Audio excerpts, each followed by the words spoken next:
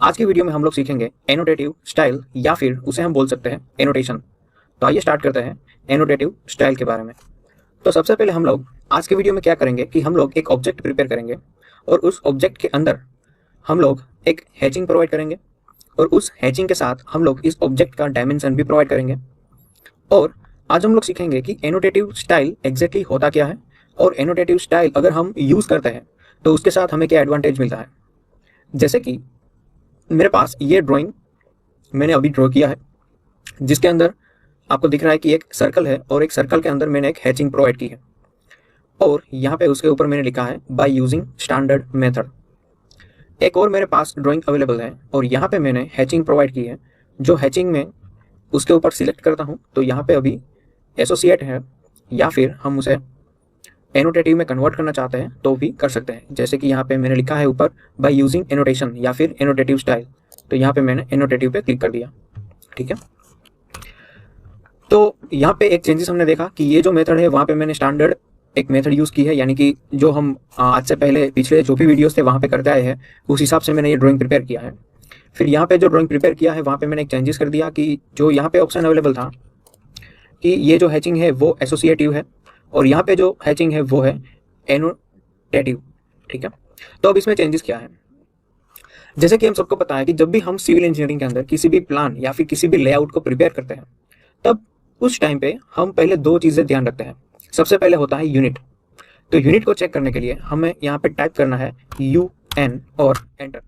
तो जैसे UN enter करेंगे यहाँ पे हमें चेक करना है कि जो यूनिट है वो कौन सा चल रहा है। तो मुझे अभी डेसिमल में काम करना है तो मैं डेसिमल रखूँगा। फिर प्रिसीजन कितना रखना है और जो मैं स्केल इंसर्ट कर रहा हूँ या फिर जिसके साथ मैं वर्क कर रहा हूँ, जिसके साथ मैं डिफरेंट ड्राइंग्स बनाने वाला हूँ, वो जो कमांड है वो मुझे सेंटीमीटर में चाहिए और फिर यहाँ से मैं ओके कर दूंगा। जो दूसरी चीज़ हमें चेक करनी है वो है डायमेंशन स्टाइल। तो उसके लिए मैं जाऊँगा D एंटर। जैसे ही मैंने D एंटर किया, यहाँ पे अभी हम स्टैंडर्ड फॉर्मेट यूज़ कर रहे हैं तो हम लोग अभी स्टैंडर्ड में ही रहेंगे और यहाँ पे मुझे मॉडिफाई करना है। मॉडिफाई में जाने के बाद मुझे यहाँ पे जो यूनिट है वो चेक करना है। तो ये जो यूनिट है वो भी मैंने डेसिमल रखे हैं। फिर जो प्रिसीजन है वो 0 रखा है और उसके साथ जो टेक्स्ट की हाइट है, फिर जो लाइन है वहाँ पे मैंने कलर चेंज किया है और जो एक्सटेंशन लाइन है वहाँ पे भी मैंने कलर चेंज किया है। फिर जो एरो की साइज़ है वो भी मैंने जितनी टेक्स्ट की साइज़ रखी है उतनी एरो की साइज़ सेट कर दी है। ठीक है, तो ये सारे चेंजेस हमें एक बार देख लेने हैं, फिर हमें ओके करना है और हम लोग जाएंगे सेट करंट पे और क्लोज कर देंगे। तो ये जो ड्राइंग फॉर्मेट है वो स्टैंडर्ड है और ये एनोटेटिव है। तो अब इसमें चेंज क्या है। तो चेंज ये है कि जो भी ड्राइंग हम लोग प्रिपेयर करते हैं वो ड्राइंग एक स्केल के साथ हम लोग प्रिपेयर करते हैं। यानी कि जो मान लो कि यहाँ पे आप नीचे देख सकते हो कि जो स्केलिंग है वो भी दिख रही है मुझे 1:1, यानी कि जो स्केलिंग है वो एग्जैक्टली उतनी ही होगी जितनी एक्चुअल में ऑन साइट पे अवेलेबल है। ठीक है, यानी कि जितना भी मैं यहाँ पे एंटर करूँ वो एंटर करने के साथ वो चीज़ें उतनी ही यहाँ पे ड्रॉ होगी जितनी एक्चुअल साइज में जो ऑन ग्राउंड या फिर जो भी मेजरमेंट हमने एग्जैक्टली लिया है उतनी यहाँ पे ड्रॉ होगी। ठीक है, तो ये होती है स्केलिंग। और स्केलिंग के बारे में हम सबको पता ही है कि स्केलिंग हम लोग किस तरह से यूज़ कर सकते हैं। तो मान लो कि ये ड्राइंग मैंने दोनों एक स्केलिंग के साथ प्रिपेयर किया है, जहाँ पे ये जो फॉर्मेट है वो है स्टैंडर्ड फॉर्मेट और ये जो फॉर्मेट है वो मैंने अभी कर दिया है एनोटेटिव फॉर्मेट। तो जैसे ही मैं यहाँ पे स्केलिंग के ऊपर चेंजेस करूँगा, अभी मेरा जो स्केल है वो है 1:1, मान लो कि मुझे स्केलिंग चाहिए 1:2। ठीक है, तो यहाँ पे जो एनोटेटिव है वो अपने आप जो पूरा ड्राइंग है वो उस हिसाब से कन्वर्ट हमें यहाँ पे दिखेगा। जैसे कि यहाँ पे हमें लेनी है रेडियस इस सर्कल की। ठीक है, फिर एक और बार रेडियस लेनी है इस सर्कल की। ठीक है, फिर जो अंदर की हैचिंग है उस हैचिंग में हमने देखा कि डिफरेंट है, यानी कि ये वाली जो हैचिंग है वो एनोटेटिव है, ये वाली जो हैचिंग है वो स्टैंडर्ड फॉर्मेट में है। तो मान लो कि यहाँ से मैं स्केलिंग चेंज करूँ, तो जैसे ही मैं यहाँ से स्केलिंग चेंज करता हूँ आप देख सकते हो कि ये वाली हैचिंग गायब हो गई है। अभी क्यों गायब हुई है, क्योंकि यहाँ पे मैंने स्केलिंग चेंज कर दिया है तो अभी मुझे ये अवेलेबल नहीं हो रही है। और जब भी ये अवेलेबल ना हो यहाँ पे मुझे जो ऑप्शन है शो एनोटेशन ऑब्जेक्ट्स, यानी कि जो भी ड्राइंग्स मैंने एनोटेशन के साथ बनाया है या फिर एनोटेटिव ऑप्शन के साथ बनाया है वो यहाँ पे मुझे शो करेगा जब ये बटन ऑन होगा तब। फिर एक और ऑप्शन है जो स्केलिंग है वो अपने आप वहाँ पे ऐड हो जाएगा। ठीक है, जैसे कि यहाँ पे मैं अगर 1:1 कर दूँ, फिर मान लो कि यहाँ पे मैं 1:2 कर देता हूँ, तो जैसे ही मैंने स्केलिंग चेंज किया आप देख सकते हो ऑटोमेटिकली जो हैचिंग है वो अपने हिसाब से जो स्केलिंग है वो उसको इंसर्ट कर रही है और उस हिसाब से वो चेंज कर रही है। मान लो कि यहाँ पे मैं 2gem1 यानी कि 50% कर दो, तो उस हिसाब से ये हैचिंग है वो चेंज हो रही है। ठीक है। एक और चीज़ है, मान लो कि ये जो टेक्स्ट है उस टेक्स्ट को मैंने एनोटेशन के साथ बनाया है, और इसको मैं कर देता हूँ एनोटेटिव। ठीक है, और एंटर।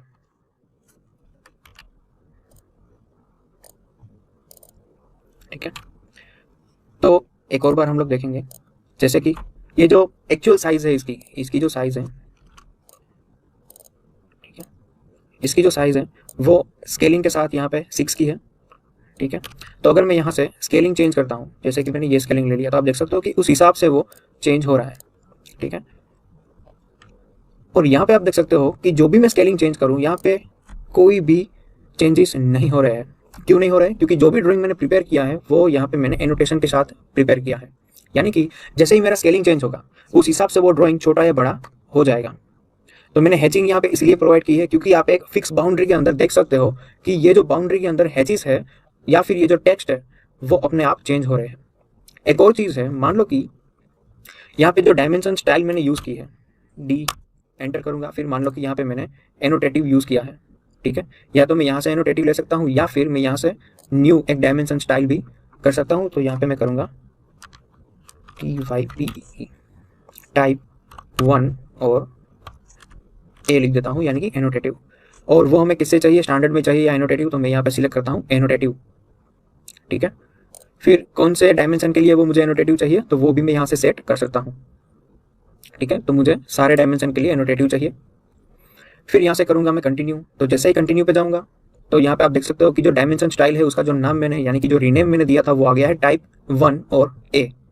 फिर जो भी यहाँ पे चेंजेस मुझे करने हैं वो चेंजेस में अप्लाई करूँगा, 3 यहाँ पे कर देता हूँ, यानी कि जो पहले मेरे चेंजेस थे कुछ उस हिसाब से मैं यहाँ पे, तो ये कलर हम लोग इस बार थोड़ा सा डिफरेंट कर देते हैं ताकि आपको चेंजेस जो है वो नज़र आए।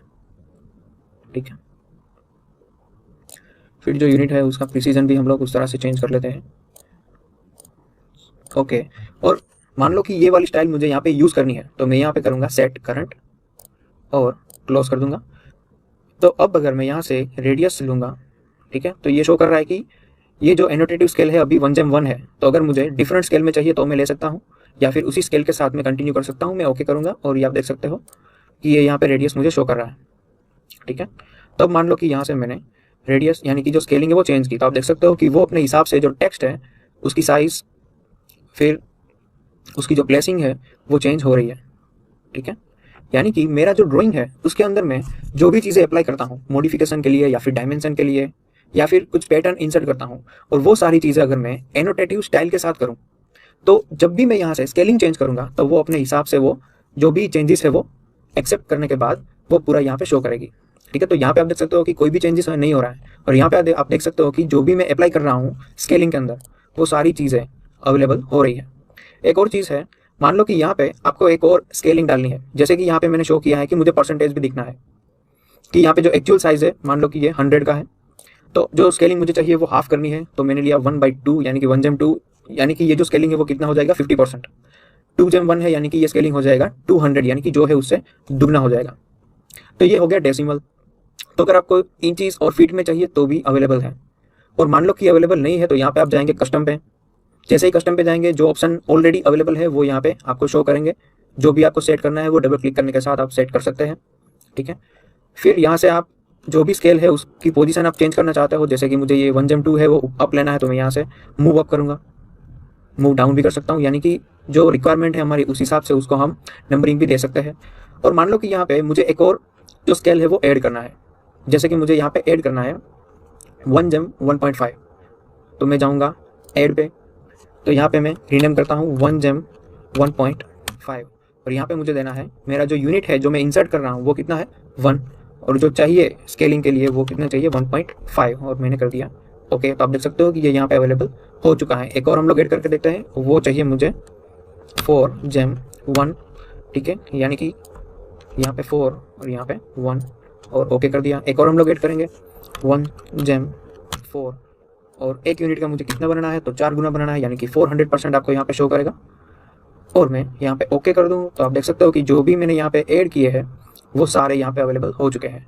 तो इस तरह से अगर मैं चेंजेस करूँगा तो जो भी चीज़ें मैंने एनोटेशन के साथ बनाई है वो सारी चीज़ें यहाँ पे मुझे शो करेगी, जो स्केलिंग में इंसर्ट कर रहा हूँ उस हिसाब से।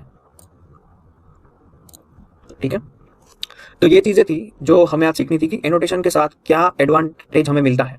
तो आज हमने सीखा कि एनोटेशन यूज़ करने के साथ जो भी ड्राइंग के अंदर मैं स्केलिंग चेंज करूँ या फिर स्केलिंग के साथ कुछ मैं ड्राइंग का लेआउट बनाना चाहता हूँ, जैसे कि अभी हमने ये नहीं सीखा है पूरी तरह से कि लेआउट में किस तरह से हम लोग यूज़ कर सकते हैं। ठीक है, तो लेआउट के अंदर मान लो कि मुझे जो ड्राइंग्स है वो अलग अलग स्केलिंग में चाहिए। जैसे कि मेरे पास 3-4 ड्राइंग अवेलेबल है, मेरी जो स्क्रीन है वहाँ पे, यानी कि पूरा जो मेरा मॉडल है वहाँ पे, और वो 100 सारी ड्राइंग है वो मान लो कि मुझे अलग अलग स्केलिंग में चाहिए। यानी कि एक कॉर्नर पे ड्राइंग है वो 1:1 में चाहिए, जो दूसरा ड्राइंग है वो 1:2 में चाहिए, तीसरा कुछ ड्राइंग है वो अलग स्केल में चाहिए, तो वो मैं यहाँ पे सेट कर सकता हूँ। ठीक है, वापस हम लोग चले जाएंगे मॉडल के अंदर। ठीक है, तो ये सारी चीज़ें थी जो हम लोग यूज़ कर सकते हैं या फिर बना सकते हैं एनोटेशन कमांड के साथ। तो ये भी चीज़ें आपको ध्यान रखनी है कि यहाँ पे जो एनोटेशन के ऑप्शन है वो विजिबल होने चाहिए। अगर ये विजिबल नहीं है तो ये आपको एनोटेशन की जो पैटर्न है वो शो नहीं करेंगे।